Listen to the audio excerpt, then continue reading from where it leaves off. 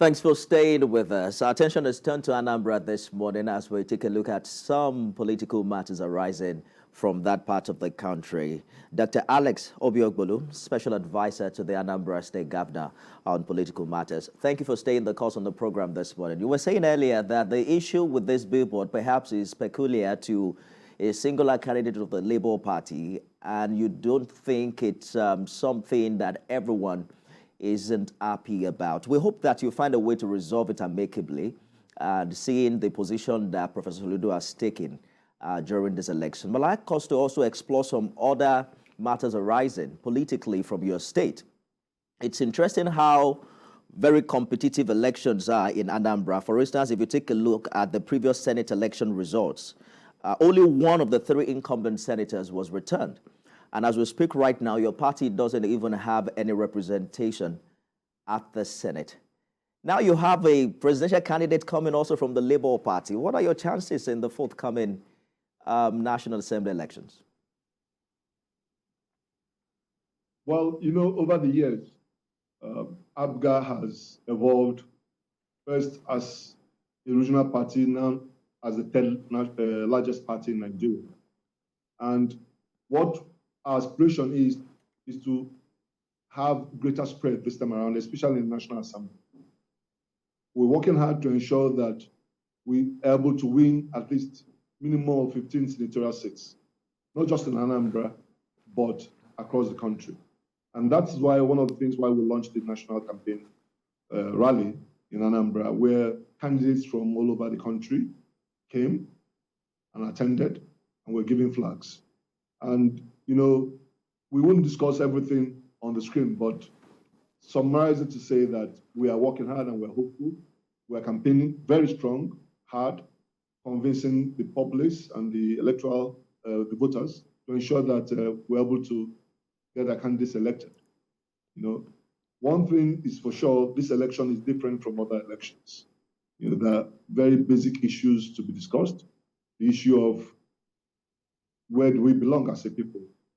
Is it a federal government we're practicing? Are we in the Southeast especially accepted within the larger framework of Nigerian constitution?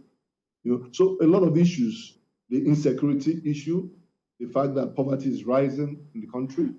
So there are a lot of issues to discuss, and we're focused on issue-based campaigns. Hold that thought, Dr. Obiokbolu. Let me quickly take this call from OTUKPO in BENUE State. Good morning, Emmanuel. Good morning, Ifemi. Good morning. Please go ahead. I greet your guest. Politics in the Southeast is always very interesting, and especially Anambra State.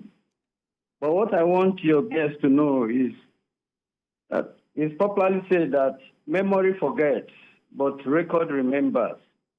They should be careful what they're doing and what they're saying, because this could be used against him in future. Anambra politics is always like this, always full of confusion. And I don't know why Charles Soludo, the executive governor of Anambra State, he should keep his peace and observe, because it is very dicey. The politics of Nigeria, this 2023, is very dicey. And he should not put himself in the forefront, because he could come back to haunt him tomorrow. Why should they be removing signages, people's campaign materials, and then say refund their money to them? We don't want them to put their signages here and there. I don't think it sounds logical at all. Well, Emmanuel, the gentleman said they did not pay campaign fees, and that the campaign fees had been enacted as far back as when Peter Obi was governor in Anambra. Did you hear that? Then they should have asked them to pay campaign fees. Only when they refuse that they should remove it. I know that Charles Soludo has very high ego. And from the body language, it's like, why not me? Why Peter Obi? Your time will come if you should be president. There's always time for everything. And who can tell now that Peter Obi will be president? It's God that appoints president, gives power. And we should be careful what we do, so that we are not caught in the wrong corner and be spoken bad of. I wish them well in Anambra State. Thank you, Manuel, for your call. Nigeria.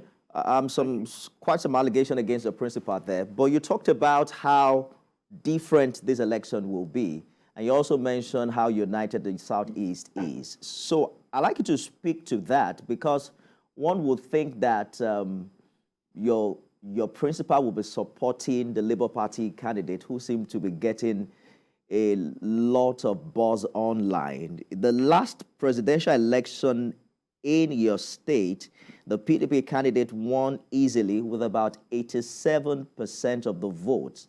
Now ABUJA has a presidential candidate?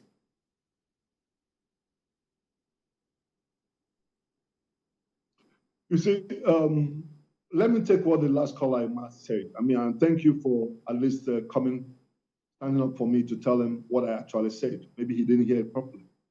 You know, the agency has its prescribed laws.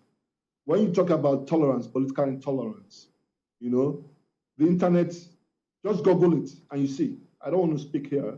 Google it and you see what happened in 2013.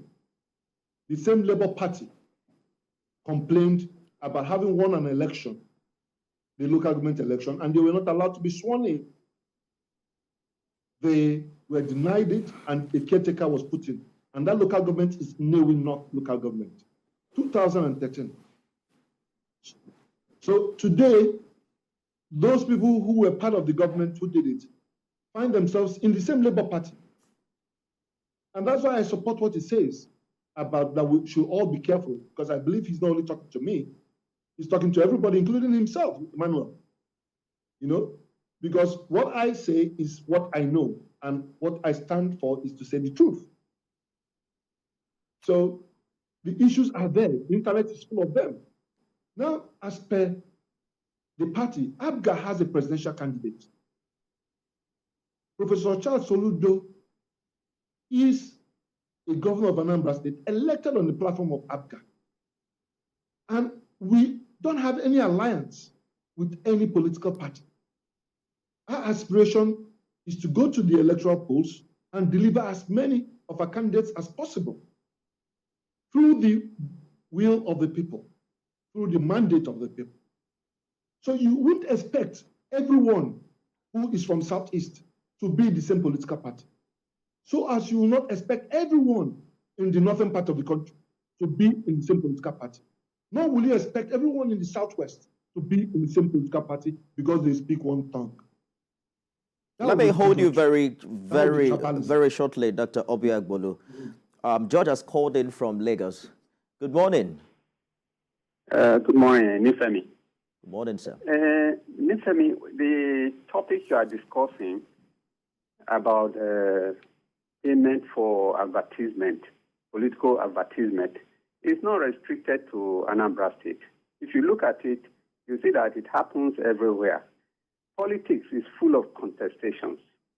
Any state where a particular political party is governing, they want to retain it. They want to ensure that they are the most popular party in that state. You saw when Governor Wike made statements publicly recently that if you are a political party and you want to come and campaign in my state, you will pay for advertisement, you will pay for deposit for in case you damage any school or any venue you use. I don't see this one as an issue. They are not saying don't use or don't advertise, but if you advertise, you pay. Unless I'm the one that is not understanding it. Pay for the advert you are putting somewhere, not that you shouldn't use it. Politics is expensive. Even in the U.S., the politics campaigns are very expensive. You see candidates sourcing money. The difference between their own and ours is that it is your supporters who are donating money for your campaign. Unlike here, that the candidate has to raise the money by himself. But you know that this payment, they are two different payments, Mr. George. There's the money you pay to the agency who owns the board, but this is different from the money the ANSA is asking for. There's a particular money that you pay if you want to use these billboards. You pay that to the state government, to an agency of the Anambra State government. Too. The billboard, what they are doing with the billboard is to advertise their candidates. Indeed. So whatever you put on the billboard, you pay for using the billboard. It's the same thing. It's campaigning.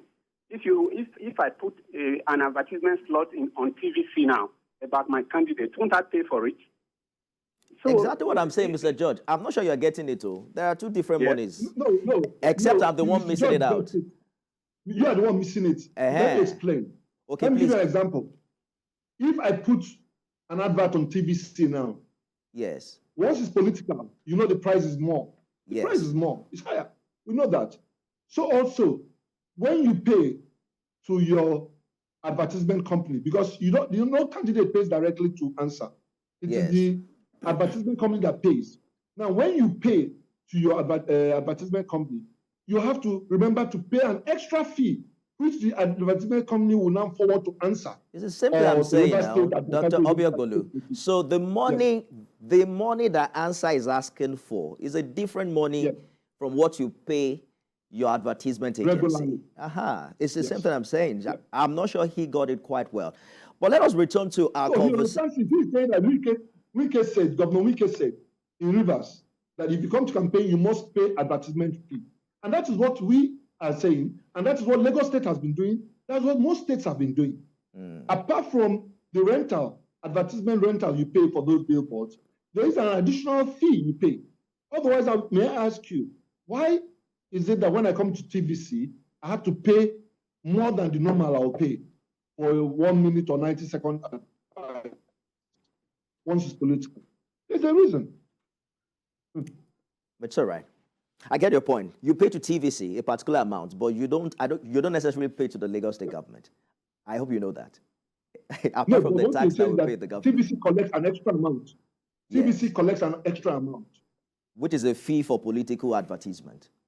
I think it's a little bit different, but don't let us drag it too long. This is what the government is doing. So you mentioned earlier that the reason why your principal isn't supporting the Labour Party candidate is because ABUJA has its own presidential candidate, and that's very clear. But, you know, some are saying this is the first time that a Southeasterner is on a ballot in this manner. And the fact that he's not getting support from his home state is quite strange. Are you saying that he isn't quite popular with the people? Or his popularity is not pronounced with the political class? Or this is the way to pay him back for leaving ABUJA in the first place? No, it's not an issue of popularity now, right? Because popularity in politics means a different thing, you know? I'll give you an example. The president of the current president, President Muhammad Buhari, won the Katsina State.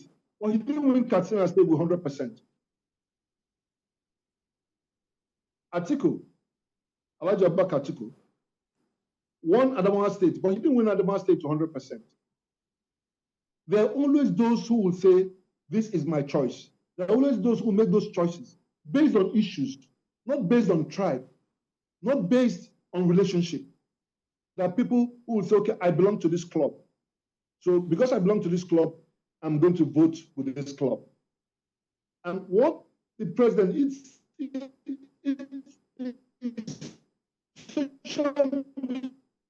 more that are igniting this thing.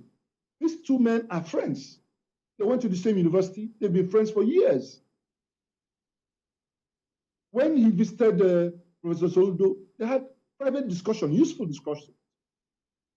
So this thing is very simple. He is saying that my party has a presidential candidate and we have to work for that presidential candidate. He's not saying that Mr. P2B is a bad person. He hasn't said that. I'm not sure you were with the... I know some statesmen who are already impugning the character of presidential candidates. Professor Charles Soludo has not impugned anybody's character. He has not said he's a thief. He has not said he cannot be trusted with money. But he's just saying that from the angle he's sitting, he doesn't think that he's going to win the election. But ABUJA was in power in 2019, and then PDP won that state with 87% of the votes. No, PDP won with more than 87%. PDP won with 90-something%. Oh, I was even being, very magnanimous with the numbers. Yeah. So, but ABUJA had the power of incumbency at the time. Yes. So that tells you it's not about the political space in Anambra is never constricted. The political space is open. And that's what the governor is saying. He said it when Atiku came. He said, we want to make this place an open place, a livable place where people come in and feel free, not where they're being intimidated. If you say you're not with this person, they'll say you're an idiot, they will bring all kinds of abuses on you, threatening your life. He says, no, that shouldn't be the case. Let me hold you for a minute. Ahmed has called in from Abuja. Good morning, Ahmed. Good morning, Venezuela. How are you? Terrific. Please go ahead with the contribution. Yeah, I called from Abuja. I agree with Mr. George on what he said because campaign is very costly, and Anambra State is not the only state that is collecting fees from advertisement. Radio collect, TV collect. The example he gave is for TVC in Lagos. TVC collect advertisement fee from all political parties, but they pay revenue to Lagos state government. I think that is correct. Indeed. So that is the rules. The issue of Anambra State cannot be in isolation. Anambra State is not outside Nigeria, it's in Nigeria.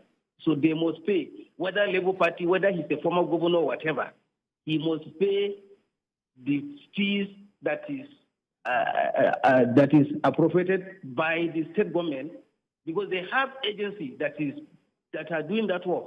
They have agencies that are collecting those fees from political parties. Even venue, the way we talk, if you want to apply for a venue, you must pay for the venue. So it's not a big deal. It's not supposed to be a discussion on TV.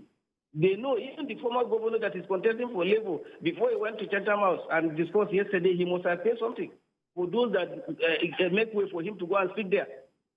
So you cannot just go anywhere and advertise yourself for free. It's not done anywhere. So I think that is not supposed to be an issue.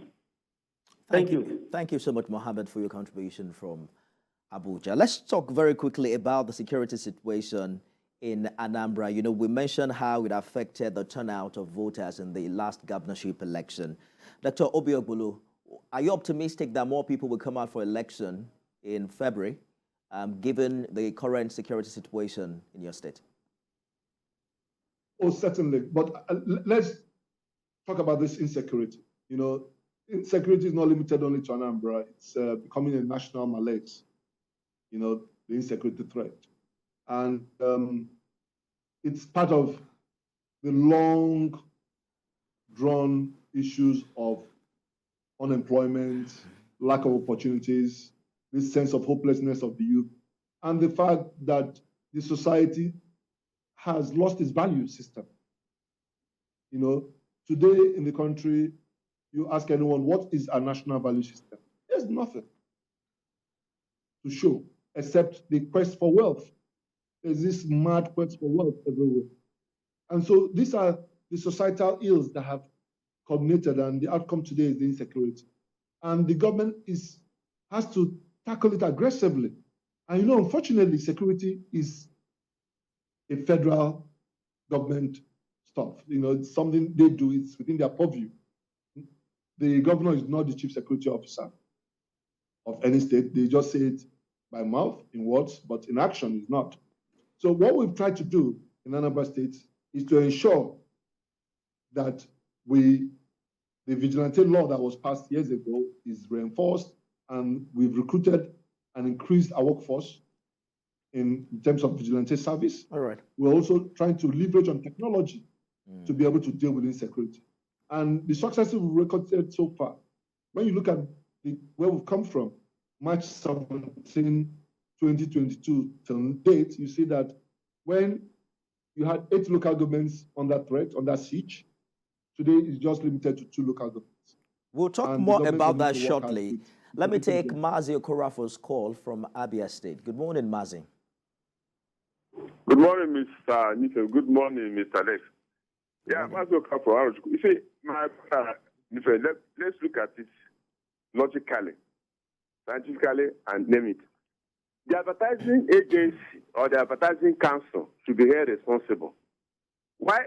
Because the council under advertising agency that covers everything. They say council chartered. Now, why did they allow governors? The governors are not to be emperors, kingmakers. They decide which advert will be displayed.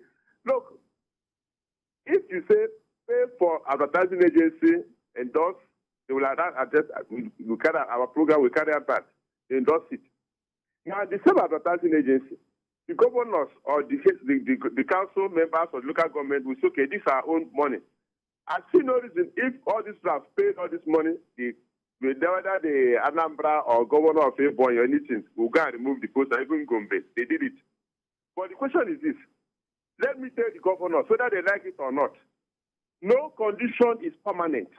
I repeat, no condition is permanent because they have got the opportunity now, because everybody is clamoring for this, they sit down and decide whatever they want. It doesn't work.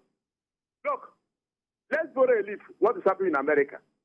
What happens, Trump, as far as I'm concerned today, Trump is the only president we have had in the whole world that will quench anything that does terrorism. Whether people like it or not, that's my own research work. Biden came in and said, Trump did this, Trump did this, Trump did this. What happened? The Biden have not been indicted with the classified documents. Classified, what does it mean? Mazi OKOROAFOR, live for us from AROCHUKWU in ABIA State. We have just 5 more minutes, Dr. OKOROAFOR.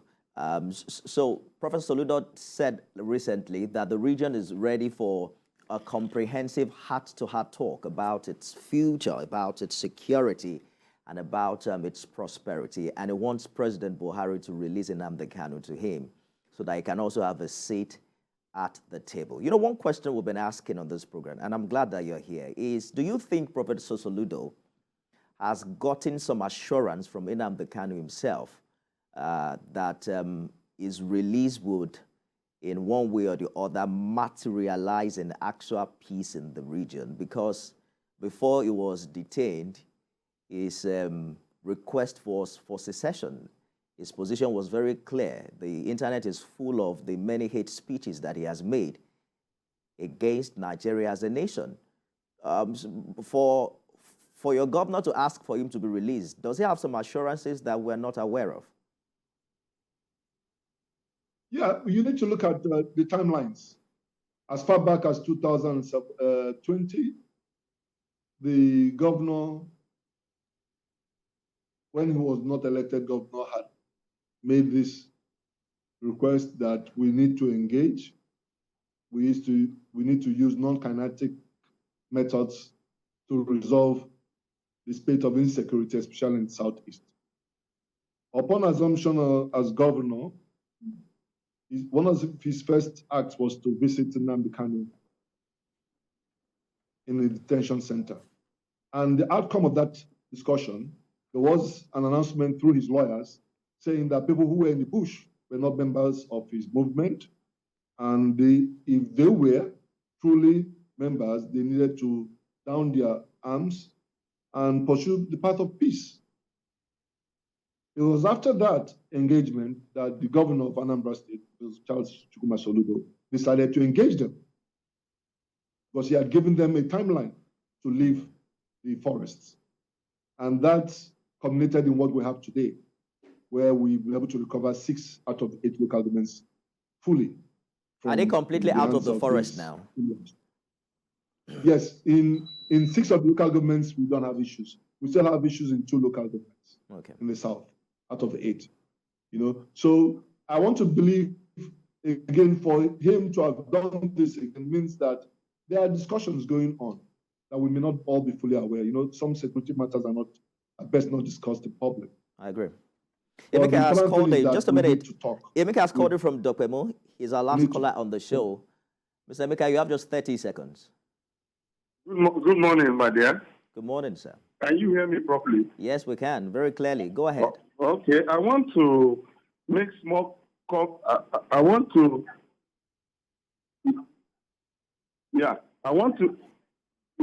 make small comments about concerning the governor of Anambra State, concerning about the Labour Party presidential candidate. It is clear. It's clear the governor is supporting a particular party. Of course, he's supporting his party, ABGA. It's not APUGA. It's for supporting PDP, Atiku Abubakar. It's not the party. All right. In his comment, he has over mentioned APUGA candidates in his comment. He's mentioning that the P2P knows that he's going to fail. That was his comment. I'm sorry, we're out of time. P2P He mentioned it on Saturday. You quickly want to react to that in 30 seconds so we can go, please. He mentioned it on Saturday that we have a presidential candidate that should be voted for ABGA all the way. And then secondly, even in his letter he's alluding to, people fail to realize, many of them didn't read that letter. In that same letter, he considered that Peter will win Anambra State. But Anambra State is not enough to win the national election. That's our time, Dr. Alex. We need to talk about the Southeast. Yes. Thank you so much for your contribution. Dr. Alex Obiokbolu is Special Advisor to Anambra Govt on political matters. We wish you all the best ahead of the election. Well, veteran broadcaster Yuri Folari, fondly called Uncle Yuri, is back on the show. I just shook his hands a few minutes earlier. He's reinvigorated, he's rested well, and the conversations just got started. So you don't want to miss the show from tomorrow. I am Nifemi Ogutoye. Perhaps I'll see you again in December. And then I'll be on the news and other shows on TVC News. Follow me at Nifemi Ogutoye on Twitter, where we can also continue the conversation. It's been a great time being with you on the show. It's goodbye for now.